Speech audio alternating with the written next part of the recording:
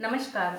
मैं डॉक्टर सरोज यादव कक्षा 12वीं की हिंदी सामान्य का पहला अध्याय सूर के बालकृष्ण जो कविता है इसके 2 पद पूर्व में आपको समझा चुकी हूँ।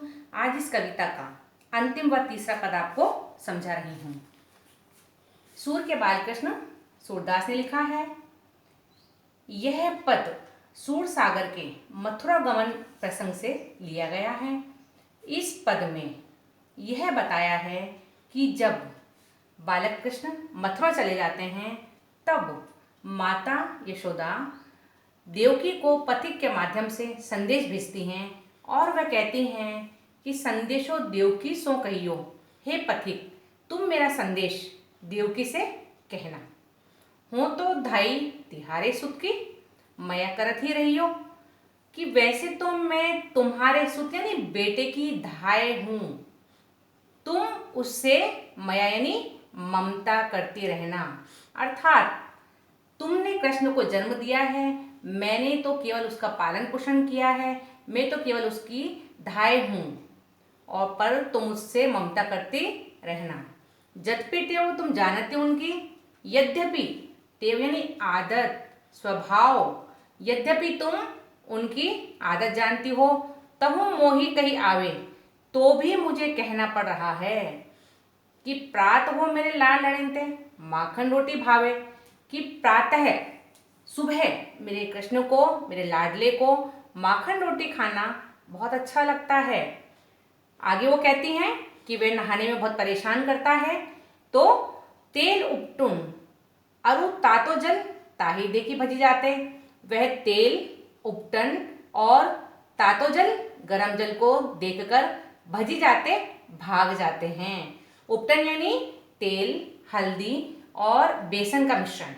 तो उन्होंने कहा है कि मेरा कृष्ण तेल, उपटन और गरम जल को देखकर भाग जाता है। तो मैं क्या करती हूँ कि जोई जोई मांगत सोई सोई देते, क्रम क्रम करी के नहाते। तो मैं उसको बहला फुसलाकर वह जो जो मांगता है वो देती हूँ और क्रम क्रम से उसको नहलाती हूँ। अर्थात बालक कृष्ण नहाने में बहुत परेशान करते हैं तो मैं उनको बहलाकर फुसलाकर नहलाती हूँ। सूर पथिक सुनी मोही रेन दिन बड़ियो रहे तो सोच। वह सूरदास कहते हैं कि माता यशोदा पथिक को कह रहे हैं कि हे पथिक सुनो, मुझे दिन रात मेरे कृष्ण की बहुत चिंता रहती है, मेरे हृदय में उसके लिए बड़ी सोच रहती है, बड़ा फिक्र रहता है। मेरो अलग लड़े तो मोहन हवे हैं करत संकोच। मेरा लाडला मोहन बड़ा संकोच करता है, बड़ा संकोची स्वभाव का है।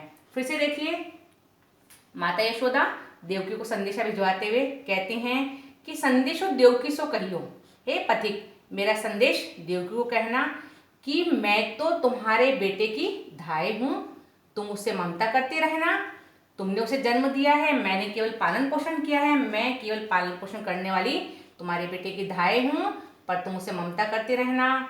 यद्यपि हालांकि वैसे तो तुम उसकी आदतें जानती हो, स्वभाव जानती हो, तो भी मुझे कहना पड़ रहा है कि प्रातः होते ही मेरे लाडले को माखन रोटी खाना अच्छा लगता है।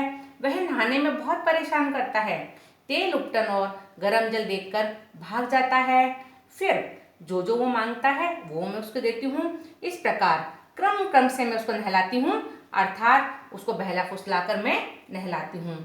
सूरदास कहते हैं कि माता यशोदा कहती हैं, हे पथिक सुनो, मुझे दिन रात मेरे कृष्ण की बड़ी फिक्र लगती है, बड़ी चिंता लगती है, क्योंकि मेरा लाडला मोहन बड़ा संकोची स्वभाव का है, बड़ा संकोची प्रवृत्ति का है।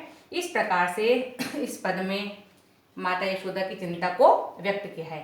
अब इस पद का विशेष, इस पद में माँ यशोदा की चिंता का स्वाभाविक चित्रण किया है कि वे बालक कृष्ण के लिए कितनी फिक्र कर रही हैं।